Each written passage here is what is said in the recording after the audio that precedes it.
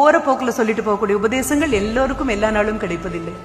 அப்ப எடுத்ததான் இந்த கையில என்ன காரணம்னா, நான் தோத்து போனா நான் தான் காரணம், நான் ஜெயிச்சா நான் தான் காரணம், உடைஞ்சு போனா நான் தான் காரணம், இல்ல உறுதியா நின்னா நான் தான் காரணம். இந்த பழியையோ இந்த பெருமையோ என்னோடு பகிர்ந்து கொள்ள என்னை தவிர இன்னொரு நபரை உலகமும் இயற்கையும் எனக்கு கொடுக்கவில்லை. நான் மட்டும்தான். யோசிச்சு பாருங்களேன், கை மாறி கடைசியா உங்ககிட்ட வந்திருக்கு. உங்களுக்கு அப்புறம் யாரும் இல்ல கியூல. திருப்பி யார்கிட்ட கொடுப்பீங்க? அந்த மாதிரி ஆண்டவன் கை மாறி என்ன என்கிட்ட கொடுத்தாச்சு. இதை தூக்கி நான் யார்கிட்ட கொடுக்க முடியும்? யார்கிட்டயும் கொடுக்க முடியாது. சரி, எல்லாரையும் விட்டுட்டு கதவை அரைஞ்சு சாத்தி நீங்க படுத்தாலும் உங்களோட தானே நீங்க தூங்கி ஆகணும். வேற யாரும் இல்லையே கூட.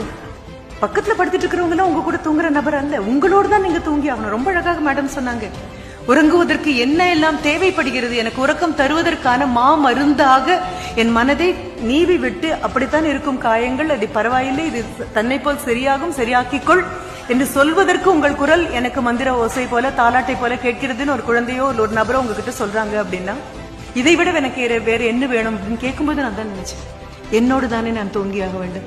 என்னை பிடிச்சு வெளியில தள்ளி என்னால கதவை சாத்த முடியும் அப்படின்னு சொன்னா எத்தனை தடவை நான் தூங்கி இருப்பேன், கும்பகர்ணனுக்கு பக்கத்துல இருப்பேன். இல்ல, என்னோட நான் தூங்கணும் அப்படின்னா இறைச்சல் தலைக்குள்ள கேட்டுட்டே இருக்கும், வெளியில பார்த்தா மௌனமா இருக்கும். இந்த மௌன இறைச்சல் வரும்பொழுது இறைச்சலும் நான் தான் மௌனமும் தானா அப்படிங்கும் பொழுது நானே என் மூலதனமாக மாறி போகிறேன். I have nobody to